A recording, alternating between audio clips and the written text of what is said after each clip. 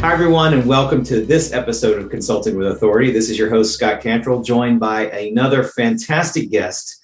Mitchell Levy is joining me. He is a global credibility expert, someone that I've had an extensive conversation with just a couple of weeks ago, and am excited to have this conversation today and many more afterwards. Mitchell is someone that helps businesses that feel invisible. So if you want to have more visibility and establish a higher level of authority and credibility in your marketplace so people are more attracted to you, then this is an interview you need to listen to. And Mitchell is a guy you need to know. Mitchell, thank you so much for carving out some time on the podcast today. Really, really excited to talk with you.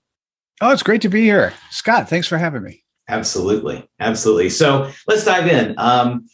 Tell us a little about how you got to where you are. You have built this, you're starting to build this credibility empire, Mitchell, Credibility Nation. You're doing some fantastic things with other consultants, but how did you get to where you are? What led you down this path, and what brought you to this world of credibility consulting?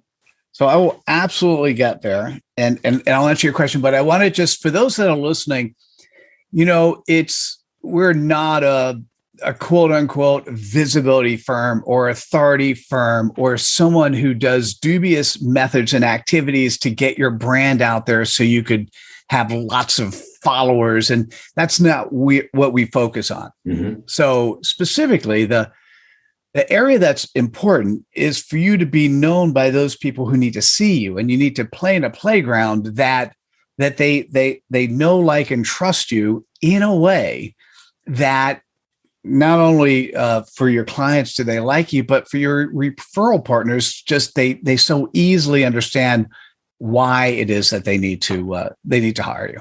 That's great. Right. So let's go back to your question. So how did I get here? I'm going to throw off a bunch of things that I've done and then tell you where I am at the moment. And we'll do it super quick. So I've been in Silicon Valley for 35 years. I've started 20 companies. I have sat on the board of a NASDAQ firm for 9 years. I've created 4 executive business programs at Silicon Valley University's 4 CEO networking groups that have did that for a decade.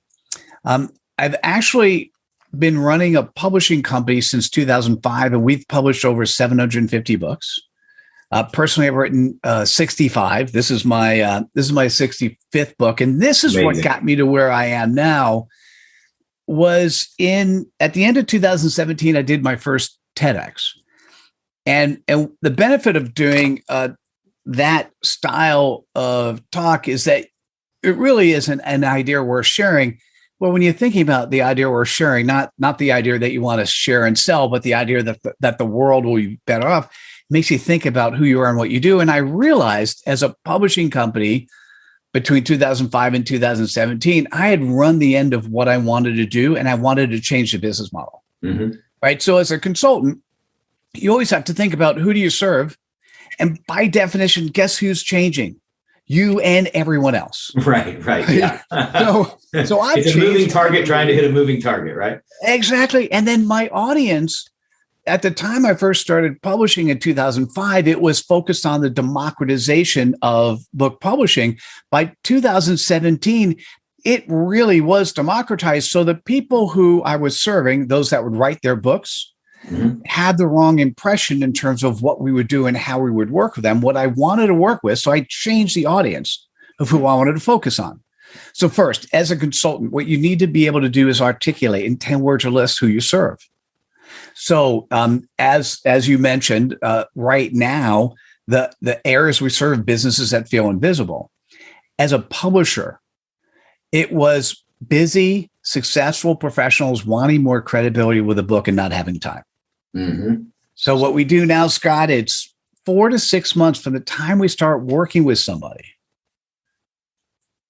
We've made them an Amazon best-selling author, and they spent 5 to 10 hours. It is literally the easy button.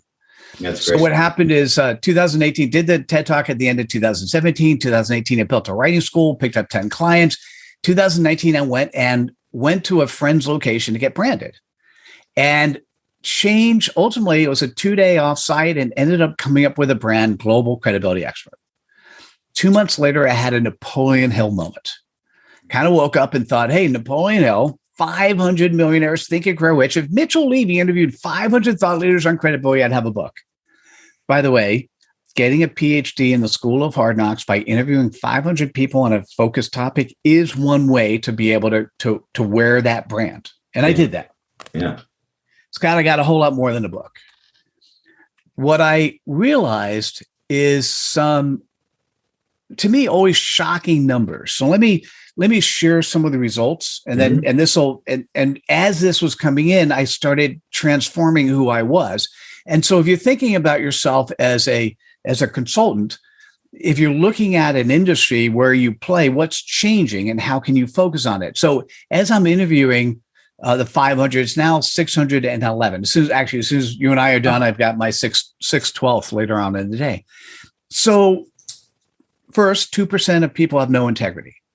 That means they scheduled the interview. They didn't show up and didn't say why before or after.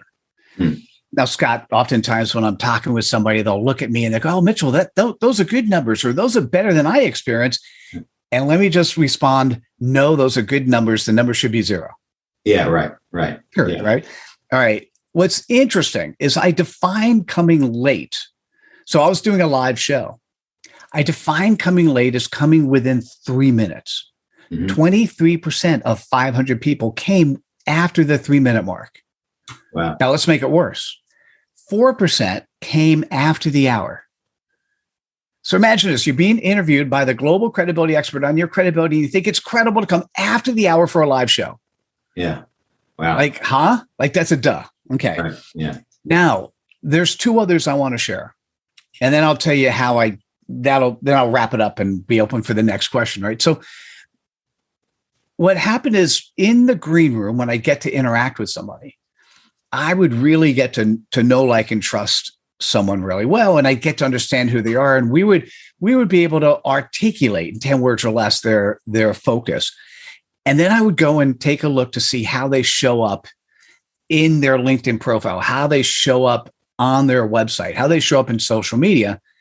And so in essence, when I talked to them synchronously, I understood who they are. When I then got to review who they were asynchronously, when they're not in the room, 80% of the people had horrible profiles.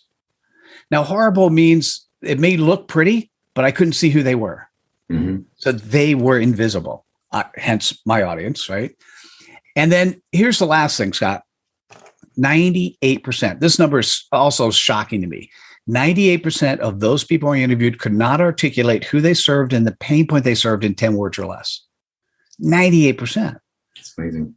So we'll take it a step further. If 98% of people cannot articulate who they serve in their pain point, and they're not doing what they love, they cannot articulate their purpose. That potentially means that 98% of people are born, they live their lives, and they die without ever being able to fully articulate their purpose.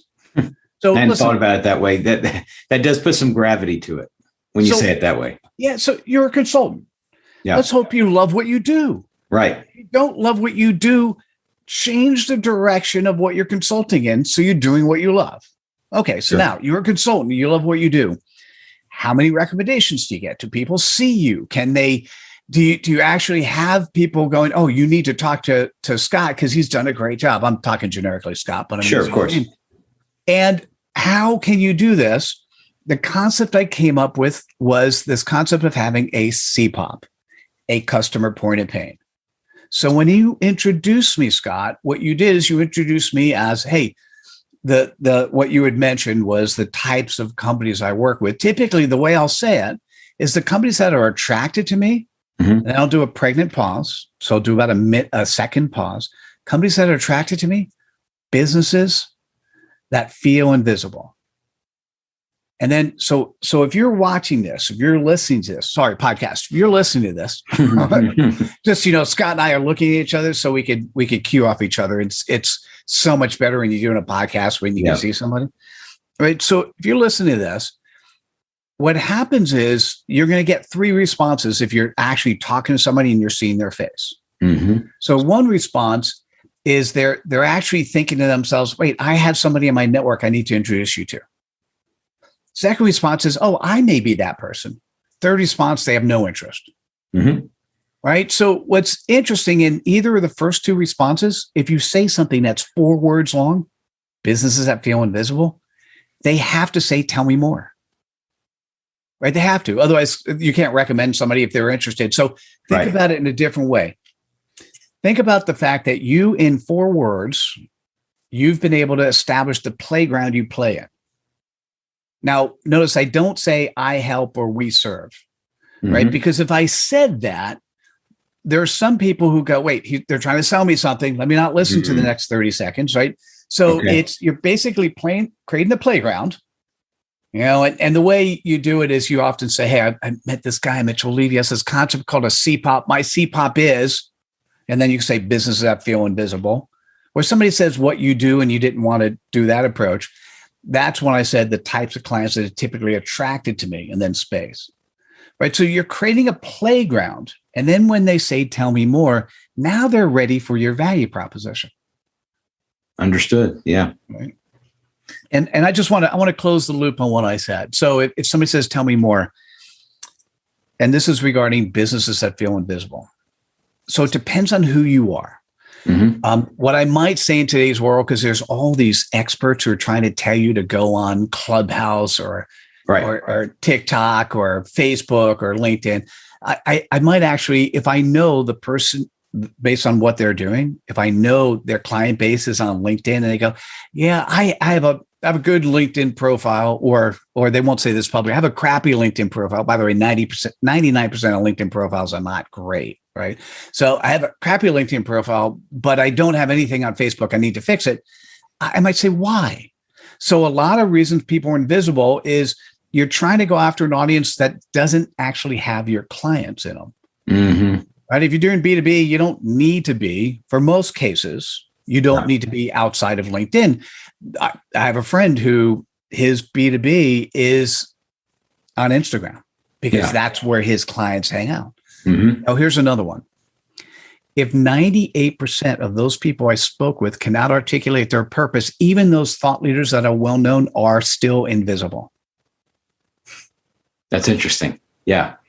So, hey, listen, find who you are, find what you love doing, and make sure other people can articulate that for you, because they've gotten a chance to know, like, and trust you, or better yet, know, love, and trust you.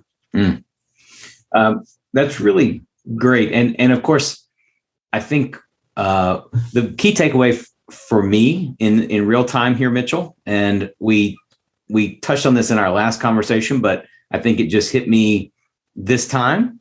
I have the notes from last time, but I'm actually absorbing it this time around this idea of the CPOP, the customer point of pain. And it's what you just said. The prospect is not ready for the value proposition yet.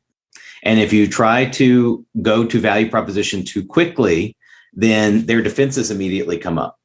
And they're resistant to this idea of, this sounds like a sales message. I'm not interested in being sold, so I turn off. Even though they may have interest in whatever the service or solution is, our gut check is to just shut down. And so what you're saying is a CPOP, and articulating a CPOP in as concise a way as possible, 4 words, for instance, all of a sudden, that is not resistant to this gut check issue, because we're not saying I help or I sell or I serve or we provide solutions that, right? We're not doing any of those preliminary things that cause those defenses to go up initially.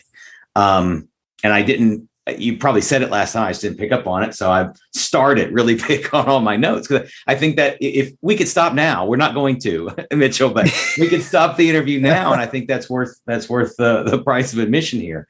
Let's talk about, I want to go a little deeper if we can, in terms of of crafting and creating a CPOP, because it sounds like one of those things that's super easy. And in your world, right, because you've done it so many times for probably so many clients, it probably is second nature to you. But for those of us who haven't really thought about it in that way, right, we have thought about, oh, I work with such and so to help them achieve blah, blah, blah, right? And that has a place, but that's not what a CPOP is. So help maybe give a couple of pointers or tips on how someone can start to craft a very short, a very concise, but very clear CPOP statement. Sure. And hey, Scott, since you and I have spoken in the past, we can also focus on yours if you want. Yeah, we can put me on the spot. I'm happy to do that. Yeah. Well, what's nice about that is, it's as you grow, as you learn, your audience gets to grow and learn with you, right? Yeah. So, the first thing I'd say is it's really two components, and if you want to learn about, I'll just say this ahead of time. We do have a 30-minute course that gets bundled into Credibility Nation on developing your CPOP. If you want to see a dictionary definition of it, it's at mitchelllevy.com. CPOP, right. CPOP, right? And it's comprised of two components: who you serve, and then what pain point. Now, in this case, it could be a pain point, it could be an aspiration point. It just depends. So it's either a pain point or an aspiration point. I call it a CPOP, customer point of pain. It's where I started. Could be customer point of pleasure, could be credibility proposition. But in essence, it's that audience you serve and the pain point you address. And so we'll just do this live with you, and sure. Absolutely. Because you and I have had a talk before, so you're exposed to the concepts. Yeah. And when you reread the notes now with that in mind, you're like, oh, I get it. Sure. So typically, Scott, who do you serve? What is the client base you typically end up working with? Independent consultants. Okay, got it. Actually, I mean, be more specific. Independent business consultants. So these aren't personal trainers or those kinds of people. So we could just say business consultants. Having a word is better. A lot of times people go speakers, authors, coaches, right. Thought leaders. Like those are 10 words. Like it doesn't mean anything. So we could use the word consultants or experts. Yeah. Leaders. Yeah. Yeah. So let's see what the other part is, and then we'll come up with something that makes sense. And what is that pain point? What is that you address for them? Yep. Without trying to keep the words concise. The key pain point is they're struggling to grow. They want to grow faster. They don't have enough prospects or opportunities, or their sales process is broken. Ultimately, they want to grow. They're struggling with growing their firm. And so I'm going to ask you, if you don't mind. Sure. So when I do, how this came about is I have, the interview has 5 questions. Okay. And it's just magically questions 2 and 3 add a whole lot of value to the CPOP. Okay. So what I'm going to say, so first question, what's your CPOP? The second question is, it's really more what's your value proposition, but let's assume we know what your CPOP is. And I'm going to say, tell me more. How do you solve that? So tell me, what do you do to solve that for a client? Yep. I help them create systematic prospecting and sales processes so that they can attract the right kinds of prospects and turn them into high value clients. Nice. And so that means you work one-on-one with them to make that happen. Yes, almost exclusively one-on-one in terms of most of my work. That's right. Cool. And so the third question, you'll get this immediately. What gives you credibility to do what you do? Yeah, well, I probably should be more specific with this in terms of, as I'm thinking about my material and my online presence, which you and I have already had a conversation about. But 20 years in the field, 20 years of doing the work. And figuring out after 20 years, all the things that do not work. Okay. That's a good start, but tell me more. Sure. So, so I've worked with consultants for the last 10 years to help them grow their businesses online and off, helping them get access to the right types of prospects. So my successes is I think what gives me credibility. Great. How many people have you worked with? Probably well over 1,000. Yeah. See, so what's interesting, one of the things that came out of the research is the PhD in the School of Hard Knocks outweighs the PhD from an academic institution. Yeah. Well, and what's funny is I have a marketing degree, but I didn't even say it out loud, did I? I don't think it's relevant. Exactly. No, I know, but that's the point. To affirm your point. Yeah. So, hey, if we were doing the interview, we can go into more detail, but essentially it's, I worked with over 1,000 consultants to help them structure the type of systems approach to make things happen. in cases like yours, what I often find is there may be a proprietary method that you have that That's you right. use, Yep. in which case you might have incorporated that in your answer to question 2. That Understood. tell me more. Yep. It's and give me let's look at 80% of your clients. Mm-hmm. Is there a character? Are they newbies, or are they sub 100,000, or are they over 100,000? No, they're over 100,000, but they've plateaued. Either they've started to decline because of whatever reason, right? Some external issue or internal issue or both, and they're starting to slip, or they've plateaued, right? And they're ready to go to the next level. So most of my clients from a revenue standpoint are somewhere between 300,000 and $5 million of revenue. As a rule, there are exceptions, of course, but. Got it. Well, so what's interesting, if you re-listen to this or watch this, Mm-hmm.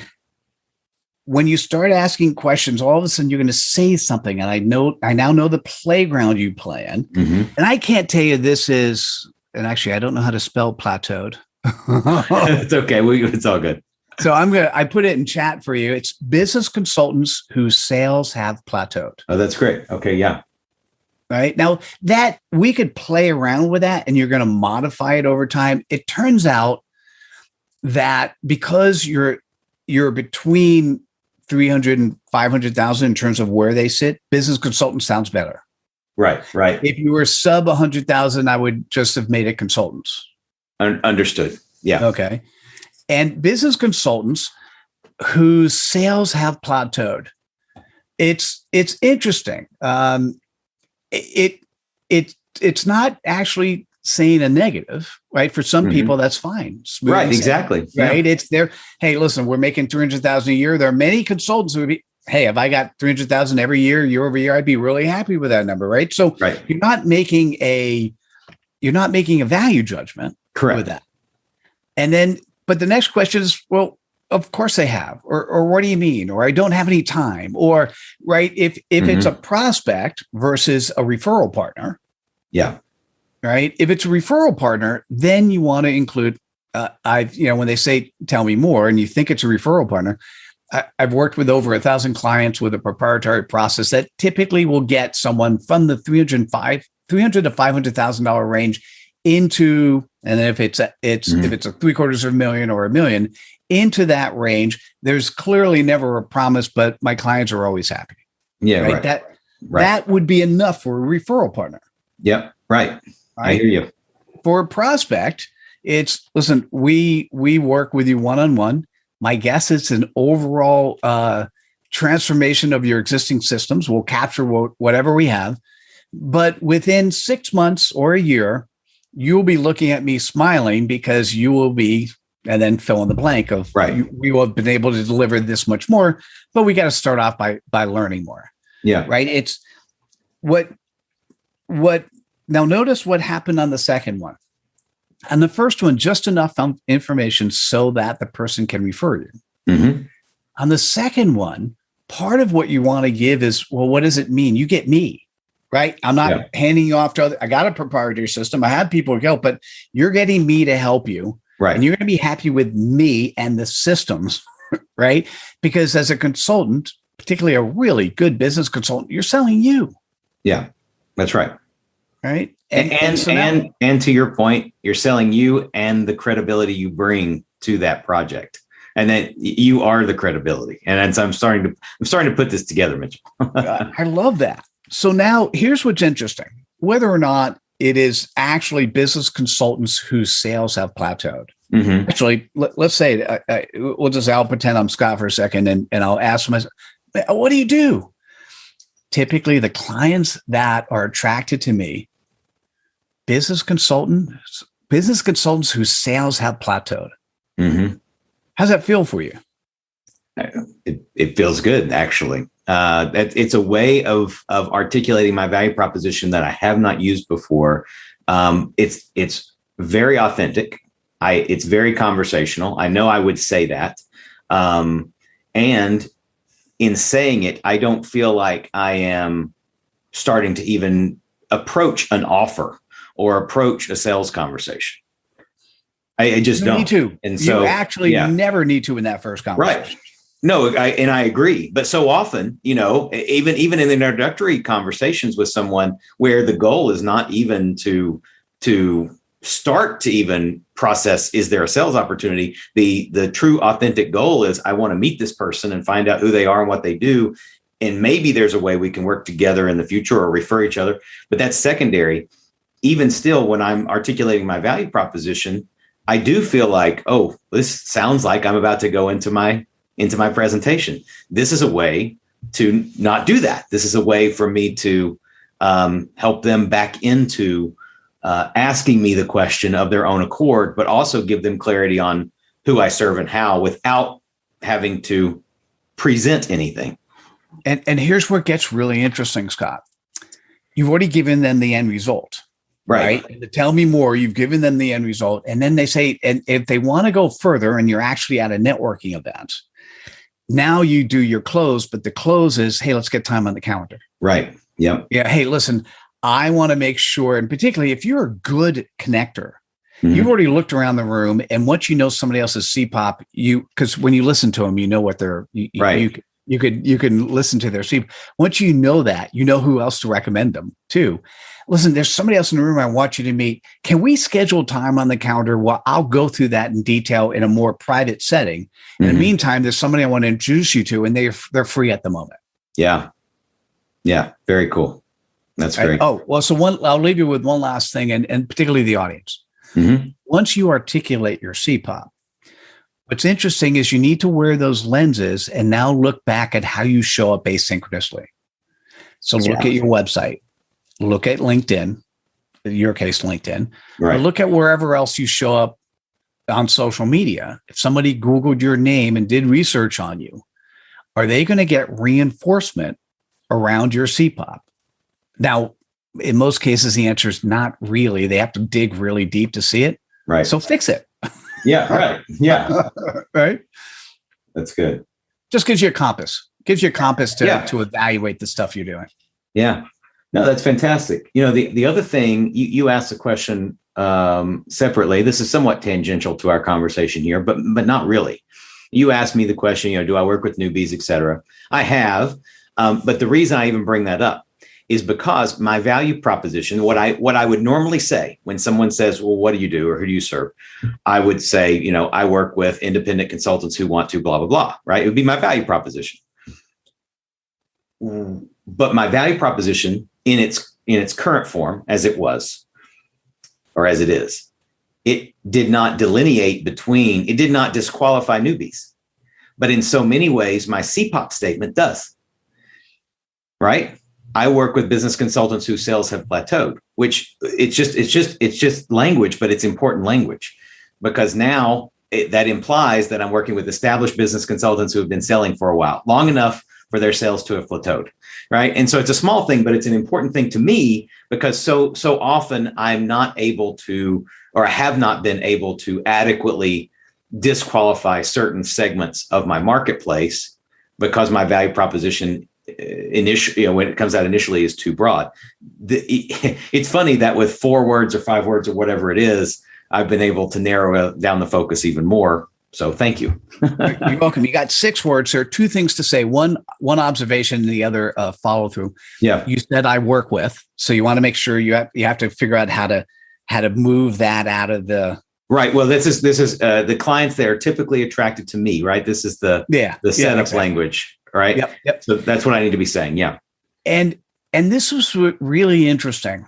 You had said that you don't want to work with newbies. So here's what's interesting. If somebody is listening to you and they say, all right, yeah, I've got a friend who's just starting their business. Do you work with them? Having a place to suggest they go. Of course. No, that's not really the client base I work with. I would suggest doing or talking to.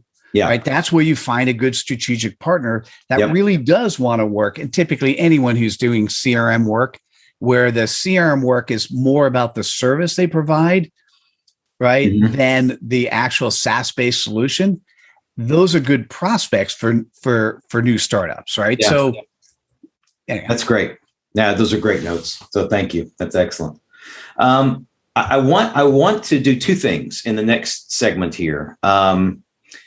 First thing I want to do is I want you to talk about Credibility Nation and what you've developed and what you've created and what's available. And then in so doing, the second part of that, because of the nature of the people who are listening to the podcast, they are business consultants. The vast majority are, and you're in that realm too. And considering all the work you've done, right? CEO networking groups, starting companies, publishing hundreds of books. This is a space that you're very familiar with. I'd love for you to talk about maybe how your current business is architected. And not asking you to give away any secret sauce, but just general structure of your business, because I know one of the questions I get so often that you're going to be far more qualified to answer than me is, how should I structure my business? Should I have a group coaching program? Should I have an online membership program? Should I do a course? Should I just do one-on-one? And these are all great questions. And of course, the answer is never yes or no necessarily. But I always find it's interesting to profile my guests and just learn a little bit more about the architecture of their business. So that's secondary. First, tell us a little bit about what's going on with Credibility Nation and what you've developed. So thank you for that question. And what came out of the interviews, and it was somewhere around 95% of the way through. Okay. Is when I kind of woke up and realized, hey, I have a superpower of helping people with their clarity. Right. And then I thought, well, is that just me? And I realized that this is a teachable skill. If it's a teachable skill, then the obvious conclusion is we've been taught wrong.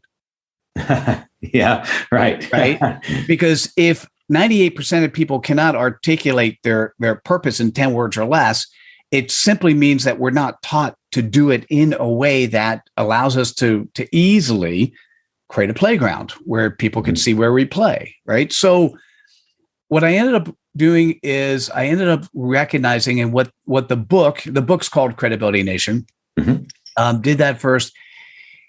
That, and then I did a TEDx. So let me tell you what the TEDx, if you're listening, the TEDx is called "We Are Losing Our Humanity, and I'm Tired of Watching It Happen." Wow. And the simple answer is, I believe if we did nothing more than act credible, we would be more humane to each other. I mean, it really is that simple. So there are 10 skill sets associated with being credible. And I don't know if there's anyone who's ever at all 10. Where I'm working with a corporate culture firm now to create an assessment and a series of ongoing learning that goes with that. But even if you watch the TED Talk, you'll get a lot out of it. And so Google Mitchell Levy TED Talk or just the name that I mentioned before, and you'll put the URL in the show notes. Yep. And what I realized is, as cool as that sounds, okay, here's what it is. If we do nothing more than act credibly, we'll be more humane to each other. That sounds great. But with many people, it's too simple, it's too easy, and they don't see where they're going to make money immediately by doing some of those things. And so they're like, they're not, society needs to change or transform in order for us to remember. Mom and grandma used to tell us all the good things we're supposed to do, but then we don't actually do them in real life. Right. By the way, people want them. They're smart, right? They were smart in terms of who you are and how you should act. At the end of the day, it's your relationships and the people who love you that are more important than anything else you have, right? So, they were right. We just ignored them, ignored that. So I created this vehicle. It's an online community called Credibility Nation. We deliver, I've had it priced out. It's just credibilitynation.com. I've had it priced out by pricing experts, and they tell me we should be charging $97 a month for the services and all the content we deliver. And that said, credibility is a journey, not a destination. And I don't want somebody having to pay $1,000 a year to be on the journey of credibility. So we charge $99 a year to be part of Credibility Nation. Yeah. That's all right. And for consultants, what's really interesting, you can surround yourself with other people who are on the same journey, not a place to sell. That Right. said, I know Right. when people meet each other and get to know each other, they may and probably will do business together. You want to Right. do business with somebody you could shake their hand, look them in the eyes, and they say something, and that's what they deliver. That's the promise Mm-hmm. of what a credibility nation is. And so what's interesting is as you learn and grow, there's two elements that I need to talk about. One I already did, which is what is credibility. And you can learn a whole lot more just from, either take a look at the book we created, Credibility Nation, or watch the TEDx. Mm-hmm. There's another piece that's really important. And that second piece is community. And although, for instance, I have 29,000 followers on LinkedIn, that's not community. Mm-hmm. I have a Facebook group, set of groups, and people follow me. That's not community. So the question becomes, what is community? And so I'm partnered with somebody else, a guy by the name of Lucas Root, who is focused on helping define and allow us to deliver community. Because what's interesting, the most successful authors, I've published 750 books. The most successful authors are the authors that have built a community around them. Yeah, sure. If you look at coaches and consultants that are successful, Yep. they've been able to build a community around them. So what we're doing with Credibility Nation is also helping, I call them village leaders. We're helping those people who want to run a village inside of Credibility Nation to be able to build a community around them. And so that's something we're at the beginning stages of that. We're still learning and growing. Mm-hmm. And that's something that's really powerful, because when that nut is cracked, I mean, we have a framework. I know exactly what that is, and we're applying that all the time. When that nut is cracked, what people will recognize, if you want to be successful longer term, you want a community that continues to grow and learn from each other. That's overall the goal of Credibility Nation. And each of our village leaders, it's also the goal to empower them to build communities around where their areas of interest are. Yeah. Oh, that's phenomenal. That's phenomenal. So yeah, I'm excited to get plugged in and learn more too. I know we've talked about that at least at a high level. So it sounds like so talk a little bit about I think you kind of have given an overview of it, but talk a little about the architecture of your business. And someone engages in Credibility Nation. Obviously, there's this online community piece that is growing and evolving, and there are these village leaders opportunities that exist. Do you work with individuals one-on-one? Do you work with groups? Do you consult with associations or organizations? How does your expertise from a Mitchell Levy standpoint get into the minds and hearts of those you serve? It's a great question. Before I answer, I'm going to give you a generic answer. Yeah, right. Sure. Then I'll give you a specific one. Generically, there is all these experts who are trying to tell you what to do. Oh, you need a mastermind, you need a group, you need Right. this, you need that. You need to be on TikTok and stand on your head and do twirls. They are giving you dubious information, and it's not necessarily mischievous or malevolent. Yeah. They're doing it because they've done it in the past. It worked for some clients they've worked with, and they think it should work. It's a one size fits all for everyone. Right. I want to say, for you personally, if you articulate your CPOP, which by the way can change over time, Mm-hmm. it'll almost be obvious how you serve others. Okay. Right. And so you could make decisions of whether or not, in your case, you want to work with newbies or not. Right. Those Sure, are right. clear decisions. Right. Let's say somebody just won the lottery and they want to work with you and they're a newbie. Do you make an exception? And those are interesting questions. Yeah. All right, let's talk about me. So when I work with authors, Mm-hmm. that's one-on-one. Now, Yeah, I do okay. work with companies, but at the end of the day, it's still the author and their team. Yeah. And when we create a book, we're not creating a history book. We're not creating a memoir. We're creating an asset that they use to help close more business. Sure. Yep. Right. So a lot of times what happens is the book that they're creating is not one that they had envisioned in their mind. And so what I need to do is pull their genius and get them focused on where their business is going and create the book that helps get them there, and that they then use to help populate that. So that would be one-on-one. Good. Yep. With village leaders today, Mm-hmm. it's still one-on-one, but what I'm doing is office hours. So every Friday, I have office hours where my village leaders can come. So that's more of a group learning together. Mm-hmm. All right. Credibility Nation is we all get to learn together. So I'm using some of the asynchronous tools that we all have. So I have a YouTube channel.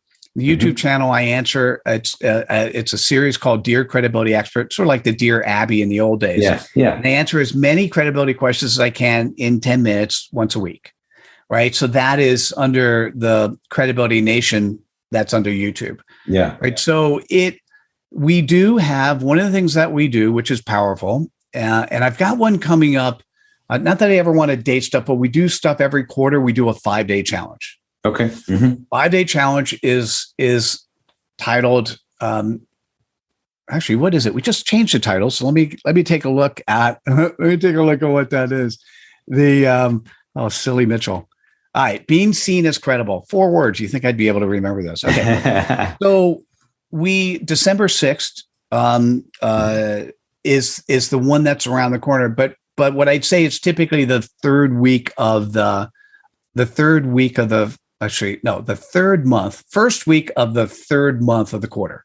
Yeah. Okay. Is typically the model. And here's my guarantee. And if you're a member of Credibility Nation, it's bundled in. Okay, cool. Right. So when we offer it, we have a price point, and some people want to pay the price point because they don't want to join. That's okay. But if you join as a member, and this is what our village leaders, they encourage people to join their village, and then they get the 5-day challenge that's bundled in. In 5 days, I will guarantee that you will make transformation. Like if you're hearing my voice and you're looking at this, there's no way you can't not change a lot. And this is whether or not you're beginner or seasoned. Okay. Now, what I do, and this is an interesting sales process, and a lot of people sell this way. So we do the 5-day challenge, and on day 1, and I do it with a partner. And on day 1, what I'll do is we will say, listen, we're not going to try to sell you anything. We will make you an offer on day 5. And now I don't know if we'll change it this time, but last time the offer was a minute, right? Because there's no reason to me. I'm not a big fan of putting arbitrary, time or money or all those restrictions on. I know we have to sell that. Technically, you have to sell that way, but yeah, it's simply the offer at the end is, listen, if you've liked these 4 days, Lucas Root is who I work with. He does new product development and operations for the Pokemon company. Okay. And wow. So I said, if you've liked hanging out with Lucas and I for the last 4 days, we have a mastermind. Here's a link to our calendar. Let's talk to see if it's a good fit for you. Yeah. And that's the sales pitch, right? And now what's happened, Scott, with that is we've been running the mastermind long enough that we make true transformation. Yeah. I mean, really significant. And what I'll say is one of the guys in the mastermind gave me another verb, and I picked up the URL. I haven't done anything with it yet. What he said is, Mitchell, as I'm C-popping, right? And so the concept of the mastermind is for you to C-pop, right? It's your C-popping, who you are, how you serve, and then how do you restructure your business and your life to make that happen? We've now taken that mastermind concept and built it into something that we're now going after junior unicorns. So it's typically those companies that are between 5 and 100 million, growing at between 100 and 1,000%. And the CEO and the executive staff is concerned that when they no longer know the first and last name of the employees and their spouses, will the company still be credible? Right. And so we've come up with a mastermind concept for corporations that we help them with alignment on 3 different areas that are really powerful for their long-term growth. That's fascinating. That's great. And thank you for being so open with your architecture. I think it's a great model and makes a lot of sense. And it's always good to hear, how people are structuring this type of business, because there is no right, to your point, right? There is no right or wrong. Everybody has to find their own way. But also what you said, I want to go back to, because I think it's kind of bringing the interview somewhat full circle here. This idea of once you get clarity on what your CPOP is, that will provide at least an indication, if not extreme clarity, on how not just who and what you're doing, right? Who, what result you're providing and who you're providing it for, but also how you should provide that result. So that's a great note too. That's fantastic. We're coming up on time. It's amazing how fast the time goes. This has been a fantastic conversation. I have pages of notes once again, Mitchell. So thank you. As we wrap up, I always ask this question. I'm fascinated with your career and your background to hear the answer. I always ask the question about lessons learned. It can be personal or professional. The audience that is listening and watching here, this podcast, they're professional consultants, but in your experience of life, living life and running the businesses that you've run, what are the top lessons learned that you might like to share or impart to people listening today? You said lessons or lesson? Either one. At first I kept saying lesson, and then people kept doing 2 or 3 that were really, really good. So I just said one is perfect. One is a perfect answer. 2 is a perfect answer. 3 is a perfect answer. Yeah, I don't know how many I'll do, but we'll do at least 1 or 2. So first, I used to always say, go through life with 1 mentor and 2 mentees, because teaching is as valuable as anything else. Mm-hmm. What I say now, and I have a talk I haven't given yet, but I have created a class in Credibility Nation. You should go through life with up to 6 sponsors, simultaneous mentors that focus on different areas of making you well-rounded. And we're bundling that into what we do. And it's focused on areas like your spiritual, your financial, your credibility, your accountability, your awareness, right? So it's areas that are important for you to focus on. So going through life with multiple sponsors, multiple mentors makes a whole lot of sense. That's great. Let's do another one. Mm-hmm. And that is, you need to listen to your customers. I know that sounds really silly, right? Particularly for consultants. The products that I deliver now, many of them came from people who said, no, I'm not interested. Yeah. Wow. Yeah. Right. So if you just say, oh, okay, I understand for you why you're not interested. What would you be interested in? Or tell me what you need that I could think about for the future. Wow. And what a powerful question. No, but I don't mean to just like stop there, and I didn't mean to interrupt, but that's like lightning to my brain here, because how often we have conversations with people who, for whatever reason, it's not a fit at all. It's not the right time, whatever. And we say, okay, well, if I can serve you in the future, let me know. And we part as friends and all is well. But what a powerful question to be able to say, thank you. I understand. Help me work toward the future. What might you be interested in? It's just a great question. Yeah. Oh, you're welcome. And we'll stop with that one. But that's really the cool part. Remember, we talked at the beginning that everyone's changing. Yeah. You're changing. The partners you work with change. Your audience keeps changing. And so as a result, you say, listen, I'm always have 1 new project and 1 new partner I'm working with, and they're doing something together, but we're in formulation stage. So what would be like that perfect thing we'd say, and you'd go, I'm interested, or I'd like to recommend you to one of my buddies, right? Because sometimes people are still feeling like you got your sales hat on, right? So yeah. That what would be like that recommendation, that thing we'd build that you'd feel comfortable recommending to others, right? And you listen, just don't add, just listen. Yeah, that's great. That's tremendous. Mitchell, thank you so much for the time. I want to be sure we've mentioned it a couple of times, but I want to go through kind of all the different ways that people can find you, get involved in Credibility Nation. Just kind of give us those key links and information again, if you would. Sure. So it's Credibility Nation. You can go to credibilitynation.com. Scott, what I promised I'd offer you and those that are listening is a free gift. So if you want to articulate your CPOP and go through that 30-minute CPOP course that we actually do charge for, but it's bundled into Credibility Nation, there'll be a link that you can go to that will allow you to get access to Credibility Nation between now and the end of the year. That's and great. to get access to the CPOP course. And that would be a really beautiful, that's a beautiful way for you to at least get the ball going. If you want to reach out to me, it's just Mitchell Levy. So mitchelllevy.com, and you could book time directly on my calendar. But the coolest part, if you join Credibility Nation first, come up with a CPOP and say, Mitchell, I think this is this. What do you think? So you could do it live in Credibility Nation or get time on the calendar, because I'm always happy to hear people making that transition. Because when you get it, like you got this time, like Scott, we were close last time. Yeah. But you got it this time. All right. Yep. So when we talk next, I'm going to see a different person, and that's kind of cool. Yeah, that's awesome. And thank you so much for being willing to provide that. Like Mitchell said, we'll be sure to include the link to that free gift, which is incredibly generous. Thank you. In the show notes. So be sure to check that out and sign up for it. Definitely get a copy of Mitchell's book, Credibility Nation. And after you get plugged into Credibility Nation, be sure to stay on as well. I'm excited to get involved too. Mitchell, again, thank you so much for the time. Really appreciate you being willing to be on today.